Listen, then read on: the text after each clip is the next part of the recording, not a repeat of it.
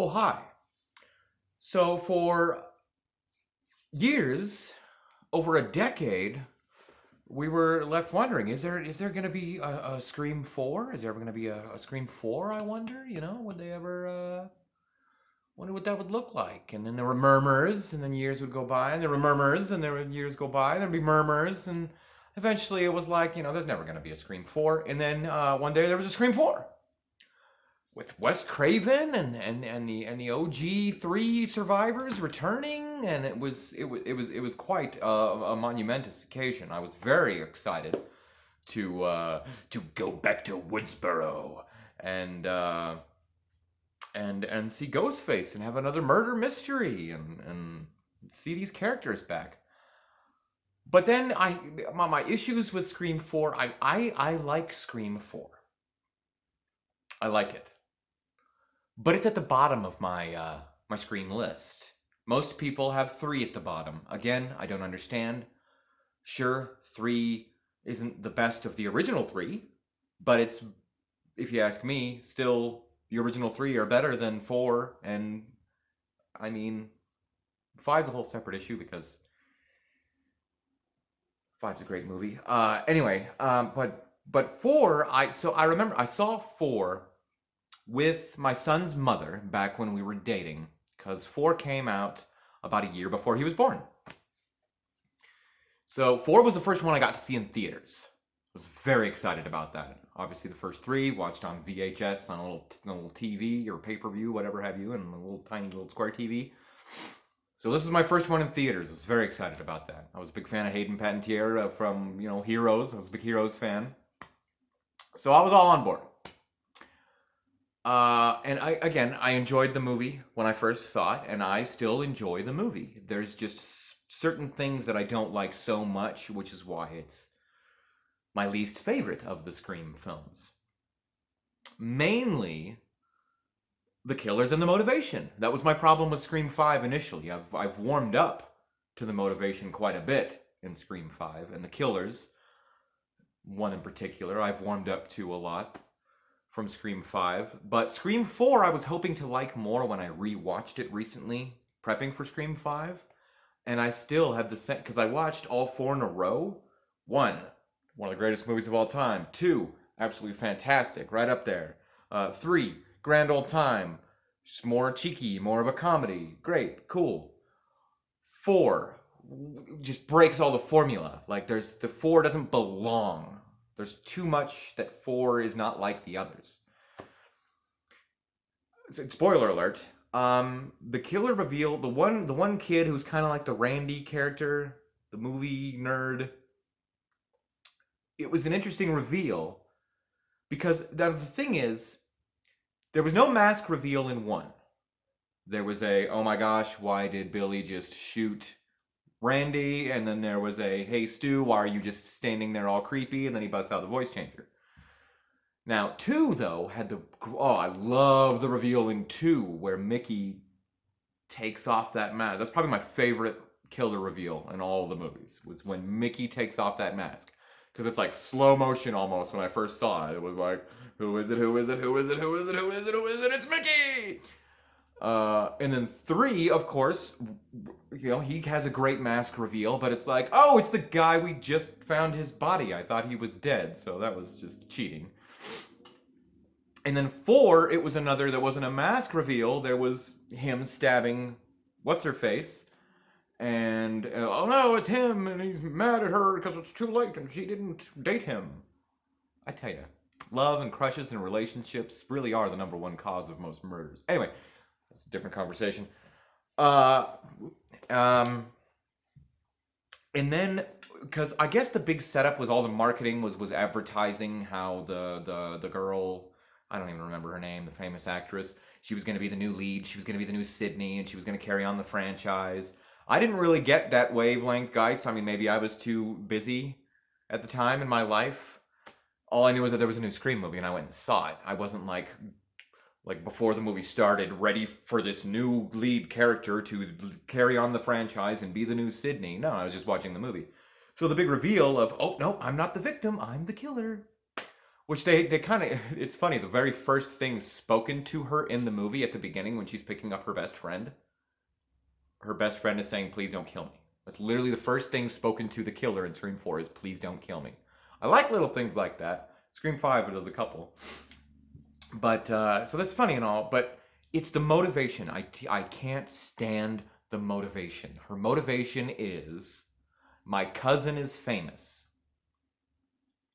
and I want to be famous too. I'm pretty sure a lot of people in the world today want to be famous. Usually they, get into acting or become entrepreneurs or do something life changing, get attention on, like do a new TikTok trend and get all the likes that they can. That's how people get famous. The first thing I think of when I'm like, I wish I was famous, I deserve more attention, I'm gonna murder people. That'll work. That's the kind of fame I'm looking for. Then I'm gonna pretend that I'm the victim and everybody's gonna love me and I'm gonna keep this secret for, it's just, I hate that motivation. And it's always family. You've got 4 Scream movies where the killers are family. Well, their motives are family, relative, adjacent, related. Scream 1. Billy did it because his mommy left after Daddy was having an affair with Sydney's mother. Scream 2. Debbie did it because she wanted revenge against Sydney for killing her son. Now, the interesting thing is with 1 and 2, 2 also has Mickey. Mickey does have a motivation. He's supposed to be like some already active serial killer, which is fascinating. He's the only one. Already active serial killer that she finds on a message board and pretty much just hires him. But then when he comes up with his motivation about gonna blame the movies and have a trial, man, what I wouldn't have given to see that movie. One of the killers on trial. Oh, how cool would that be? And they blame it on the stab movies. That would be cool. Can we stop killing all the killers and go a different direction, maybe? Anyway, so he has a motivation. His motivation is fame. He wants to go to trial. He wants the attention and the fame from blaming it on the movies. To be a victim. But the main killer, but the funny thing is Stu from 1 is the only one, that's why he's everybody's favorite. He's the only killer that has no motivation. He's the only one that has absolutely no motivation. Hey, Stu, you want to help me kill some people? Because I'm, oh great. Like, he didn't even need it. He didn't even need Billy's reason. He thought they were just having fun. He didn't find out about Billy's motivation until in that moment. You see it in his face. Wait, what? Sydney's mom and your dad did what now? I thought we were just having a good time. Watch a few movies, take a few notes. That's why Stu is the only psychotic, I'm just killing people because I think it's fun. Great. But everyone has been about family. You get to the 3rd one. Gee, what's it about? A long-lost brother who tried to connect with his mother and his family, and they shut the door in his face and wouldn't have anything to do with him, so he wanted revenge because Sydney had the life that he wanted.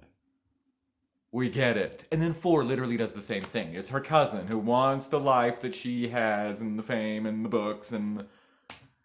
I can't, like, in comparison, I can't stand 4. I think it's garbage. In comparison. In general, it's a movie, and it's a Scream movie. Yes, it's cool, it's great, it's fun. I love everything about it. I love the kills, I love the comedy, I love the characters. I think it's fantastic. I'm very thrilled that Hayden's character ended up surviving, apparently. Just like maybe Stu did. I never confounded that rumor until anyway, I'm getting ahead of myself. Scream 4 is my least favorite Scream movie, and that's why. Now, here's how they would have changed, because again, you have to remember that Sydney was supposed to die in Scream 2. So I took it personally every time they did a movie after that. I'm like, okay, well, if you're ever going to make up for where this series is supposed to be, you need to kill Sydney. So when she survived Scream 3, okay, so Scream 4 rolls around, and they had me in Scream 4. I really thought they were going to kill Sydney at the end. I was all excited watching that movie, and maybe that was part of my disappointment. I was like, sweet, they really just killed Sid. She's stabbing her. She's in the house. This young girl's getting away with her plan. She's beating the crap out of herself, making it look like she was attacked. Great sequence. Great sequence. And overall, I think the movie would have been exponentially better and one of the best and one of my favorites and a brilliant ending if when she's being wheeled in, the killer, the victim, the killer, is being wheeled into the hospital and all the reporters are over her and she's smiling and she kind of like got what she wants. She's the survivor. All the attention's on her. The end. That would have been ballsy and brilliant. Sydney's dead. Killer got what she wanted. She's famous. We can continue the series, which they intended to. I read that Kevin Williamson in the original ending is that's how it ends, not necessarily with Sydney's death, but it would have ended with her getting away with it. And then Scream 5 was going to be about somebody finding out that she was really the killer and that's who the new killer is. Maybe Hayden. That would have been cool. But apparently the studio was like, no, you can't do that, blah, blah, blah, that's too much. We don't want to leave a little cliffhanger for a new one. We're too worried about this one making money. So it didn't happen. So we then get the whole hospital sequence, the extra another couple endings where they have to fight and Dewey gets the crap beaten out of him with a bedpan. Poor Dewey. He's been through a lot. I mean, not really, but I'd rather get stabbed in the back than beaten the crap out of with a bedpan. So yeah, then clear, they end up being the heroes. The three of them survive, and then that's the other thing that really bugged me about Scream 4. It broke another tradition. It broke the tradition of a legacy character dying in every single one. You had 4 survivors in Scream 1. Gail, Sydney, Dewey, and Randy. Scream 2, one of them's gotta go. They kill Randy. Heartbreaking, depressing, but you gotta do it. Keep the stakes up high. Great. Scream 3, okay, and Cotton, excuse me, there was 5 survivors, technically. He wasn't a survivor of the events, but he was someone whose life got to go on after he was released from jail. So you have Cotton as well. So anyway, Randy dies in Scream 2.